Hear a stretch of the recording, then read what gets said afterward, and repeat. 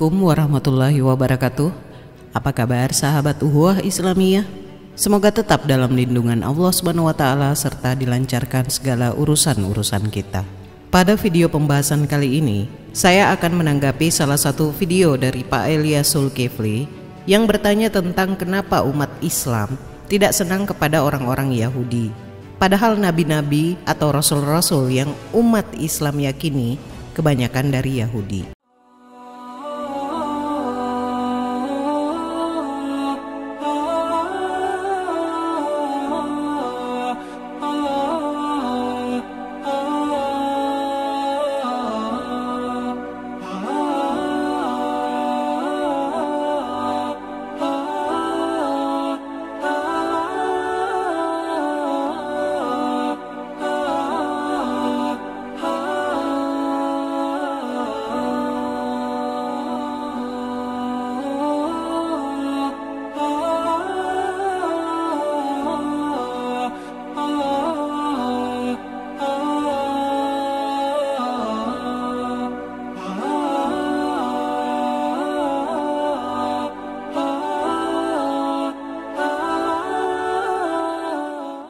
Dan tidak lupa pula saya ingin mengucapkan terima kasih yang sebanyak-banyaknya kepada yang telah mendukung channel Esa Raflesa, baik itu dukungan untuk kegiatan Esa di luar konten YouTube dan juga dukungan doa dari semuanya.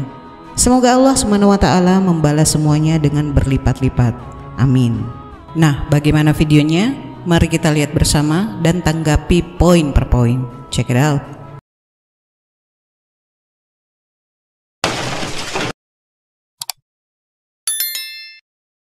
Dari Islam yang kurang begitu senang dengan orang Yahudi, entah itu rekan kerja, entah itu sahabat, entah itu tetangga. Nah, ada satu hal pertanyaan yang mungkin bisa kita ajukan kepada mereka Bapak Ibu ketika mereka tidak begitu senang dengan orang Yahudi.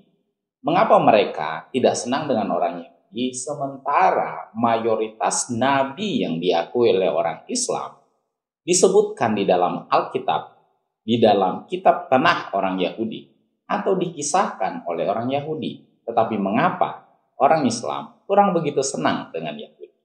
Mau tahu alasan lebih Setelah lanjut? melihat kurang lebihnya pertanyaan dan penjelasan dari Pak Ilyas, kita cukup senyumin saja. Kenapa saya berkata seperti itu? Melihat apa yang dipersoalkan oleh Pak Ilyas ini sudah keliru total. Entah karena pemahamannya yang kerucut yang pada akhirnya menggeneralisir seluruhnya. Sekarang begini, banyak para nabi dan rasul yang juga orang Yahudi. Saya masukin Nabi Ibrahim juga ya dalam kategori orang Yahudi, karena Nabi Ibrahim merupakan leluhur bangsa Yahudi, walaupun sebenarnya Ibrahim alaihissalam lahir di Babilonia.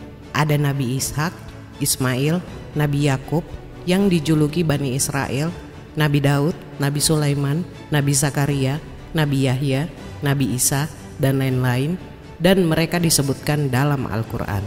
Pertanyaannya untuk Pak Ilyas, apakah umat Islam membenci para nabi atau rasul yang Yahudi ini? Sama sekali tidak.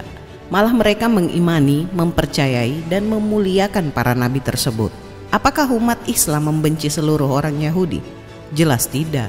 Sekali lagi, jangan diartikan bahwa semua orang Yahudi tidak disenangi oleh umat Islam. Coba Pak Ilyas menggunakan nalar sedikit saja untuk membedakan ranah teologi atau akidah dan kemanusiaan. Seperti yang dinyatakan oleh Al-Quran dalam surah Al-Baqarah ayat 62 yang berbunyi, sesungguhnya orang-orang mukmin, orang-orang Yahudi, orang-orang Nasrani, dan orang-orang Sabi'in, siapa saja di antara mereka yang benar-benar beriman kepada Allah, hari kemudian dan beramal soleh, mereka akan menerima pahala dari Tuhan mereka. Tidak ada kekhawatiran terhadap mereka, dan tidak pula mereka bersedih hati. Jika menyinggung soal ranah akidah atau teologi, akan sangat banyak kita jumpai kisah-kisah pembangkangan kaum Yahudi dalam Al-Quran. Di antaranya, terdapat di dalam Al-Quran surah Al-Ma'idah ayat 82 yang berbunyi, sesungguhnya kamu dapati orang-orang yang paling keras permusuhannya terhadap orang-orang yang beriman ialah orang-orang Yahudi dan orang-orang musyrik. Ayat berikutnya Al-Quran surah An-Nisa ayat 150-151 yang berbunyi, Sesungguhnya orang-orang yang kafir kepada Allah dan Rasul-Rasulnya dan bermaksud memperbedakan antara keimanan kepada Allah dan Rasul-Rasulnya dengan mengatakan, kami beriman kepada yang sebagian dan kami kafir terhadap sebagian yang lain, serta bermaksud dengan perkataan itu mengambil jalan tengah di antara yang demikian, iman atau kafir. Merekalah orang-orang yang kafir sebenar-benarnya. Kami telah menyediakan untuk orang-orang yang kafir itu siksaan yang menghinakan. Selanjutnya, Yahudi mengingkari para nabi, mencela dan merusak kehormatan mereka, serta kehormatan hamba-hamba Allah yang soleh dan soleha. Nah, ini terdapat di dalam Al-Quran Surah An-Nisa ayat 156 yang berbunyi, dan karena kekafiran mereka terhadap Isa dan tuduhan mereka terhadap Maryam dengan kedustaan besar atau zina, Yahudi gemar berbuat zolim dan banyak menghalangi manusia dari jalan Allah, suka makan riba dan memakan harta manusia dengan cara batil. Nah, ini terdapat di dalam Al-Quran Surah An-Nisa ayat 160 sampai 161 yang berbunyi, maka disebabkan kezoliman orang-orang Yahudi, kami haramkan atas mereka memakan makanan yang baik-baik yang dahulunya dihalalkan bagi mereka. Dan karena mereka banyak menghalangi manusia dari jalan Allah, dan disebabkan mereka memakan riba, padahal sesungguhnya mereka telah dilarang daripadanya, dan karena mereka memakan harta orang dengan jalan yang batil, kami telah menyediakan untuk orang-orang yang kafir di antara mereka itu siksa yang pedih. Sama seperti halnya yang terdapat di dalam Al-Quran Surah Al-Ma'idah ayat 41-42 yang berbunyi, hai Rasul, janganlah hendaknya kamu disedihkan oleh orang-orang yang bersegera atau memperlihatkan kekafirannya, yaitu di antara orang-orang yang mengatakan dengan mulut mereka, kami telah beriman, padahal hati mereka belum beriman, dan juga di antara orang-orang Yahudi. Orang-orang Yahudi itu amat suka mendengar berita-berita bohong dan amat suka mendengar perkataan-perkataan orang lain yang belum pernah datang kepadamu. Mereka merubah perkataan-perkataan Taurat dari tempat-tempatnya. Mereka mengatakan, jika diberikan ini yang sudah dirubah-rubah oleh mereka kepada kamu, maka terimalah. Dan jika kamu diberi yang bukan ini, maka hati-hatilah. Barang siapa yang Allah menghendaki kesesatannya, maka sekali-kali kamu tidak akan mampu menolak sesuatu pun yang datang daripada Allah. Mereka itu adalah orang-orang yang Allah tidak hendak menyucikan hati mereka. Mereka memperoleh kehinaan di dunia dan di akhirat. Mereka memperoleh siksaan yang besar. Mereka itu adalah orang-orang yang suka mendengar berita bohong dan banyak memakan yang haram. Selanjutnya, orang-orang Yahudi adalah kafir, suka menjual ayat-ayat Allah dengan harga yang murah dan berhukum dengan selain yang Dia turunkan. Nah, ini terdapat di dalam Al-Quran Surah Al-Ma'idah ayat 43 sampai 44 yang berbunyi, dan bagaimanakah mereka mengangkatmu menjadi hakim mereka, padahal mereka mempunyai Taurat yang di dalamnya ada hukum Allah. Kemudian mereka berpaling sesudah itu dari putusanmu, dan mereka sungguh-sungguh bukan orang yang beriman. Sesungguhnya kami telah menurunkan kitab Taurat, di dalamnya ada petunjuk dan cahaya yang menerangi, yang dengan kitab itu diputuskan perkara orang-orang Yahudi oleh nabi-nabi yang menyerah diri kepada Allah oleh orang-orang alim mereka dan pendeta-pendeta mereka. Disebabkan mereka diperintahkan memelihara kitab-kitab Allah dan mereka menjadi saksi terhadapnya. Karena itu janganlah kamu takut kepada manusia, tetapi takutlah kepadaku. Dan janganlah kamu menukar ayat-ayatku dengan harga yang sedikit. Barang siapa yang tidak memutuskan menurut apa yang diturunkan Allah, maka mereka itu adalah orang-orang yang kafir. Berikutnya, orang-orang Yahudi gemar menimpakan fitnah atas kaum muslimin terhadap Al-Quran yang diturunkan kepada mereka, berpaling dari kebenaran setelah mengetahuinya. Dan mereka merupakan kumpulan orang-orang fasik yang menghendaki hukum jahiliyah. Nah, ini terdapat di dalam Al-Quran Surah Al-Ma'idah ayat 49-50 yang berbunyi, dan hendaklah kamu memutuskan perkara di antara mereka menurut apa yang diturunkan Allah, dan janganlah kamu mengikuti hawa nafsu mereka, dan berhati-hatilah kamu terhadap mereka, supaya mereka tidak memalingkan kamu dari sebagian apa yang telah diturunkan Allah kepadamu. Jika mereka berpaling dari hukum yang telah diturunkan Allah, maka ketahuilah bahwa sesungguhnya Allah menghendaki akan menimpakan musibah kepada mereka disebabkan sebagian dosa-dosa mereka. Dan sesungguhnya kebanyakan manusia adalah orang-orang yang fasik. Apakah hukum jahiliyah yang mereka kehendaki, dan hukum siapakah yang lebih baik daripada hukum Allah bagi orang-orang yang yakin? Dan masih banyak lagi contoh kemungkaran atau pembangkangan orang-orang Yahudi ini ya dalam Al-Quran. Nah, perhatikan dalam ayat-ayat Al-Quran yang menyinggung mereka, baik Yahudi dan Nasrani, selalu disebutkan atau dikatakan sebagian dari mereka, di antara mereka, dan lain-lain. Ini mencerminkan atau menunjukkan tidak semuanya orang-orang Yahudi kafir, pembangkang, pendusta, dan sebagainya. Kenapa Pak Ilyas tidak memahami hal ini? Bukankah Anda mantan muslim juga? Apa yang Anda pahami selama Anda muslim dulunya? Kan aneh bin ajaib. Saya kerucutkan lagi bahwa umat Islam tidak secara menyeluruh tidak menyenangi Yahudi. Ini bisa kita lihat dalam perilaku Rasulullah SAW terhadap non-muslim dalam hal kemanusiaan. Dalam sebuah riwayat disebutkan dari Ibnu Abu Layla bahwa ketika Qais bin Sa'ad radhiyallahu an dan Sahal bin Hunayf radhiyallahu an sedang berada di Qadisiyah, tiba-tiba ada iringan jenazah melewati mereka. Maka keduanya berdiri. Lalu dikatakan kepada keduanya, jenazah itu adalah termasuk penduduk setempat, yakni orang kafir. Mereka berdua berkata, sesungguhnya Rasulullah SAW pernah dilewati iringan jenazah. Lalu beliau berdiri. Ketika dikatakan jenazah itu Yahudi, Rasulullah SAW bersabda, bukankah ia juga manusia? Hadis riwayat Muslim nomor 1596. Nah, dari hadis tersebut betapa cerdasnya Rasulullah SAW dalam memberikan jawaban, bukankah ia juga manusia? Rasulullah tidak menjawab, bukankah ia Yahudi? Toleransi Rasulullah sangat tinggi dalam hal kemanusiaan tanpa menyentuh atau merusak akidahnya. Dengan sikap yang lemah lembut dan tidak memiliki rasa dendam terhadap musuh-musuhnya, beliau senantiasa berbuat baik terhadap mereka yang bisa dikatakan bukan saja musuh beliau, tapi kepada orang yang haus akan darah beliau dan darah para sahabat beliau.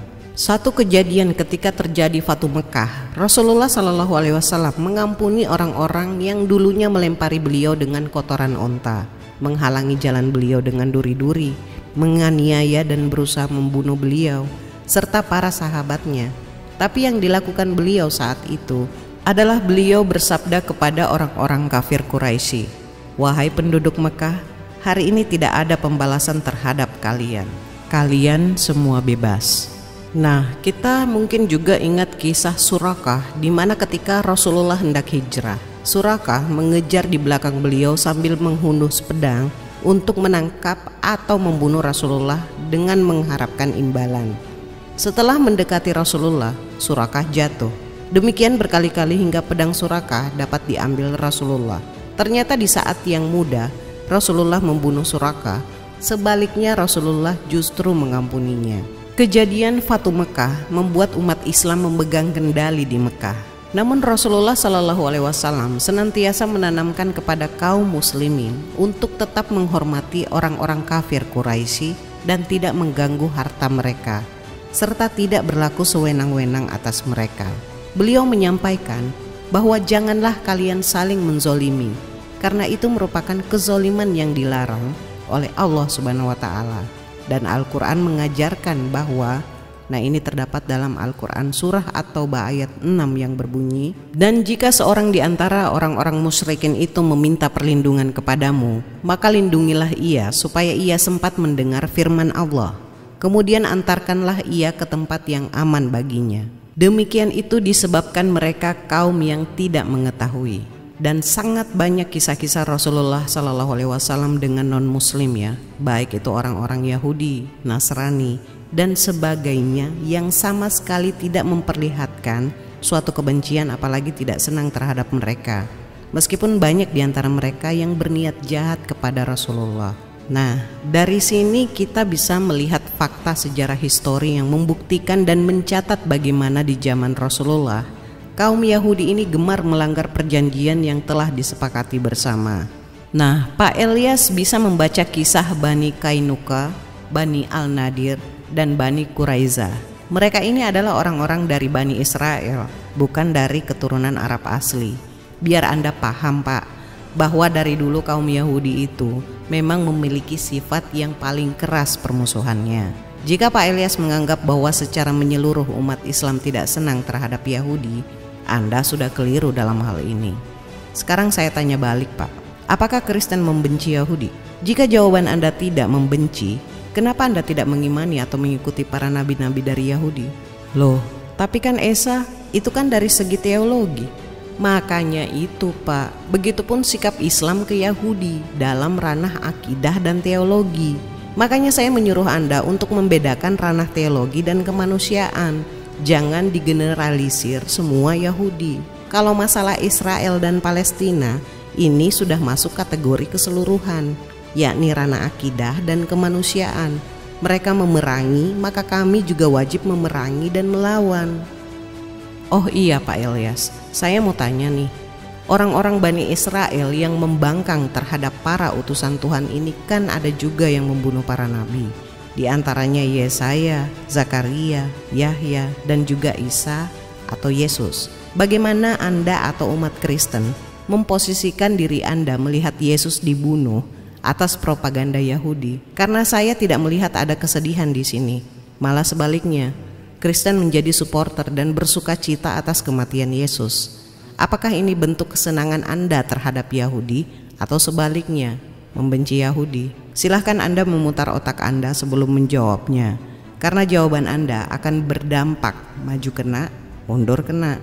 Jadi jangan asal mengklaim bahwa umat Islam tidak senang kepada Yahudi. Tanyakanlah kepada keyakinan Anda dulu. Apalagi Tuhan Anda adalah orang Yahudi juga. Coba tanyakan kepada umat Islam, Pak. Apakah kami membenci Ibrahim, Ishak, Yakub, Daud, Sulaiman, Zakaria, Yahya, atau Isa? Saya pastikan jawaban umat Muslim adalah tidak membenci. Malah sebaliknya kami menghormati para utusan Tuhan, meyakini, mengimani, dan lain-lain. Dan di dalam Al-Quran mereka sangat dimuliakan sebagai hamba-hamba pilihan Allah yang beriman dan soleh. Tidak ada satupun ayat yang menjelekkan para utusan Tuhan dalam Al-Quran. Tidak seperti kitab Anda, bagaimana Nuh digambarkan, dan lain sebagainya. Saya rasa cukup ya. Dan nasihat untuk kali ini adalah, kecerdasan kafir itu seperti proklamasi. Belajarnya terlihat seksama, tapi hilang dalam tempo sesingkat-singkatnya. Saya akhiri pembahasan kali ini. Semoga ada hikmah dan pembelajaran yang bisa kita petik. Kurang lebihnya mohon dimaafkan. Akhir kata, Maha benar Allah dengan segala firman-Nya. Allahumma salli ala Sayyidina Muhammad. Wassalamualaikum warahmatullahi wabarakatuh.